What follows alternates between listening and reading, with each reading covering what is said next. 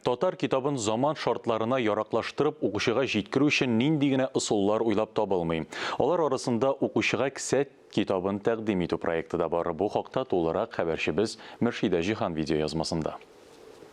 Татмедиа бинасында ачылган әдәби кафеда ел буе бер-бер артлы кисә китаплары тәкъдир ителде. Аеруча Казан утлары журналы авторлары белән даими таныштырып бардык. Шушы көннәрдә Сәхнә журналы да заман таләпләренә яраклаштырып кисә китаплары тәкъдим итә башлады. Беренчесе Хур кызлары романы. Менә безнең өчен бу әлбәттә эксперимент. Ничек таралыр, халык ничек укыр. Бу да кызык, чөнки җиңелчә форматланган барып булмый, авыррак эчтәлекле китапларда укып кара кирәк шулай бит. Китапның тышыннан ук аның каршылыклы атамага ия булуы сизелә. Хур кызлары романы киң җәмәгатьчелектә дөнья масштабындагы проблемага игътибар юнәлтүче әсәр буларак кабул ителә дип шәрехләде Зиннур Мансуров.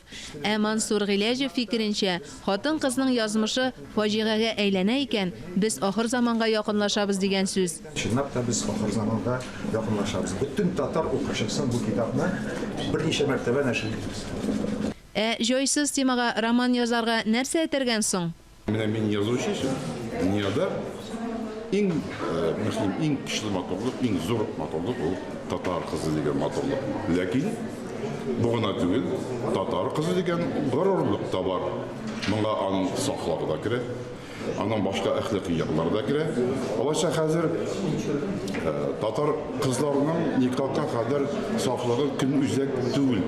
Это не модно дип урысча җибәрәләр. Авропадан шундый бер хлам, шир ургылып керде, ничек инде әхлаксызлык, бу әхлаксызлык такагыла турды. Роман менә шулар хакында. Темасы җойсыз булса да чын барлык, ширин яшергән, үлгән дип өйрәтә халкыбыз мәкале. Менә шәһәргә барып кергән авыл баласы, бигрәк тә кыз бала нәрсәләр эшли. Бу китапта ачык күренә. Әсәрдәге геройларның исемнәре дә очраклы түгел. Кызу канлы Владимир Вольфович та татар халкының символ исемнәренең берсе Зөбәйдә дә бар. Зөбәйдә, Зөләйха, Намус, Нәфисә теге Намус романындагы алар өчесе символик исемнәр дөресен әйткәндә. Бу татар кызларының символик исемен алган, милли бер исем. Һәм аларны бөтенләй төшереп, битереп тамамларга да тиеш түгел шуңа күрә. Аннары инде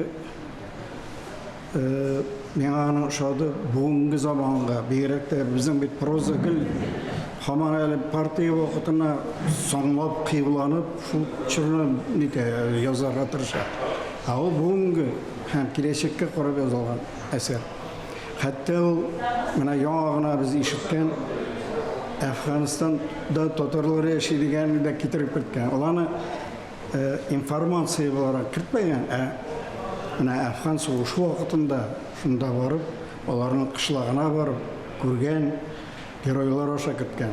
Табигый итеп киткән аларны һәм шандыра. Хур кызларын тәкъдим итүдә язучының каләмдәшләреннән тыш җырчы Резидә Төхвәтуллина да катнашты. Тормышта төрле кешеләр белән аралашабыз, менә монда бүген чынтан да акыл ияләре белән очрашу, күрешү, менә шушы Татмедиа бинасында, Татмедиада шушындый кешеләр белән очрашу минем өчен бик зур бәхет һәм зур дәрәҗә булды.